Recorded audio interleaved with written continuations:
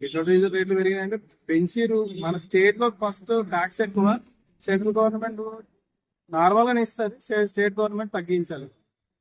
Tax తగ్గిస్తే మనకు కొంచెం రిలీఫ్ అవుతుంది. స్టేట్ గవర్నమెంట్ తగ్గిస్తేనే tax తక్కువ ఉంటుంది. ఎక్కడో ఇప్పుడు 5 రాష్ట్రాల్లో చాలా తక్కువ ఉంది. మన దగ్గర వచ్చేసి 110 రూపాయలు ఇప్పుడు పెట్రోల్ రేటు. ఇంకా బయట స్టేట్లలో 100 రూపాయలే నడుస్తుంది. అది ఇక్కడ యాటిట్యూడ్ కి పై యాటిట్యూడ్ కి మనం ఇక్కడ నుంచి ట్రాన్స్పోర్ట్ చార్జ్ చేసుకున్నా కానీ టూ మచ్ ఉంటది. మనం ఇక్కడ గ్రౌండ్ లెవెల్ సీక్ లెవెల్లో ఉన్నా కానీ చాలా ఎక్కువ. ఇక్కడ ఉన్నటువంటి కాంగ్రెస్ ప్రభుత్వం ఏమంటుంది, బీజేపీ ప్రభుత్వం పెంచడం వల్లనే ఇక్కడ రేట్లు పెరిగినాయని అంటావు. బీజేపీ ప్రభుత్వం అయితే నువ్వు తగ్గించాలి కదా. స్టేట్ గవర్నమెంట్ తగ్గించాలి కదా. స్టేట్ గవర్నమెంట్ తగ్గించకుండా సెంట్రల్ గవర్నమెంట్ పెంచిందంటే ఎట్లా ఇస్తారు? సెంట్రల్ గవర్నమెంట్ ఏమి ఇస్తుంది మనకు? ఫండ్ ఏదన్నా కావాలంటే ఇస్తుంది. స్టేట్ గవర్నమెంట్ ఎట్లా వాడుకోవాలి దాన్ని అట్లా వాడుకోవాలి.